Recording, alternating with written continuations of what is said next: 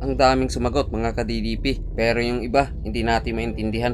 May sumagot din ng kanilang pangalan at may tumatawag, pero pagkatapos nun mga ka-DDP, may nasagap na naman ang ating audio. May isang EVP na para bang batang kumakanta o may tinatawag. Narito, pakinggan nyo mabuti.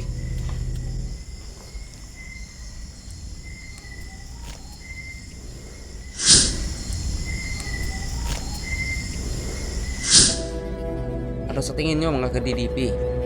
Ito ba isang EVP o hindi? Hindi ko kasi yun narinig sa mismong aktual na pangyayari. Kaya masasabi kong ito ay isang electric voice phenomenon na nasagap sa mismong audio. Sinimulan ko ang paranormal investigation na malalim na ang gabi. Kaya hindi na ako nagtataka kung bakit nangyayari ito ngayon.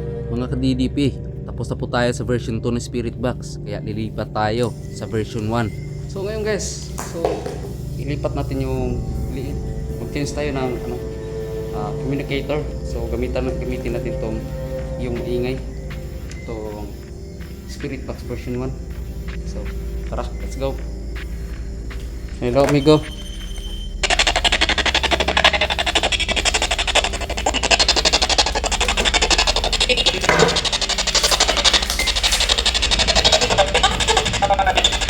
Ha? Si pangalan ninyo? Si pangalan ninyo?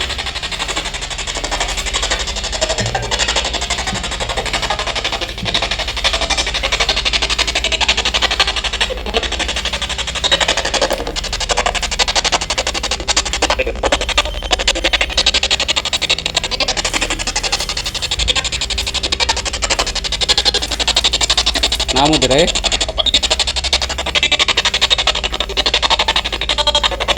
Naa daw. Naa mo dire? Pila mo kabuk natin eh. Meron daw guys. Ang linaw yun ba? Ang linaw naman guys. Ilan kayo dito? Ha? Ang rinig ko guys, upat. Sa Bisaya, upat.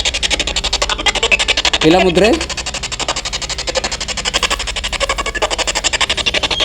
Uy, ay, gulat ako. Na-detect tayo guys. Pila mo kabuok?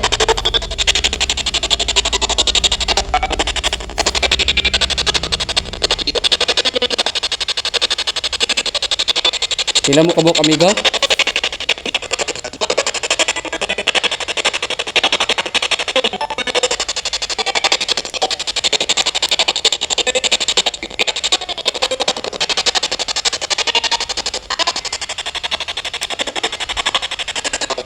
Ang lamig.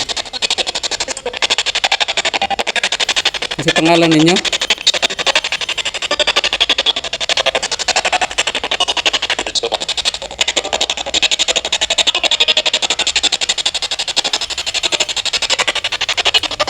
Pwede ba ninyo usbon? Kasi pangalan ninyo?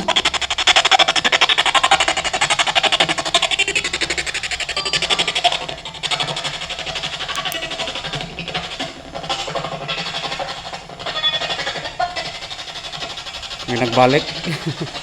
Sabi niya, huwag ka nang bumalik.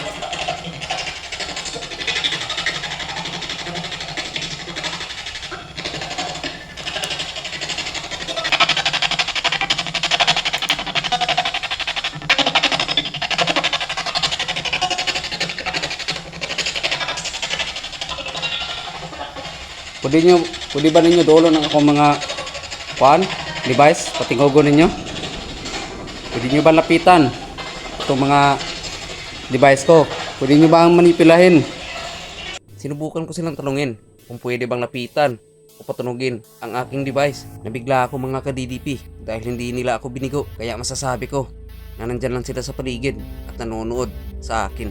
Naririnig nyo naman sa sagot nila kanina na merong 10 na nandito sa loob ng bahay. Pwede nyo po bang manipulahin? Oh my God, ang layo natin, oh. Oh, ang layo natin, guys, oh.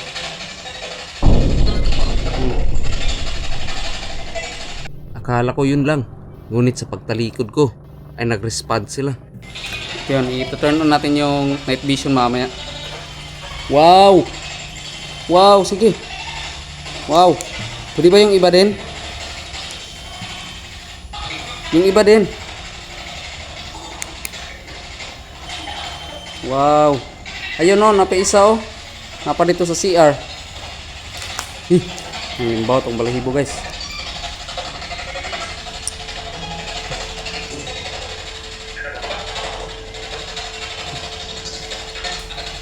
So, ngayon ako nakabalik dito. Parang nanindig yung balahibo ko eh. May narinig akong isang boses na nasa likod ko. Sabay ng aking pagpaling ng camera pagkatapos tumunog ng REM pad. Pakinggan nyo mabuti mga ka-DDP. Kaya pala kinilabutan ako at napaatras sa bandang pintuan.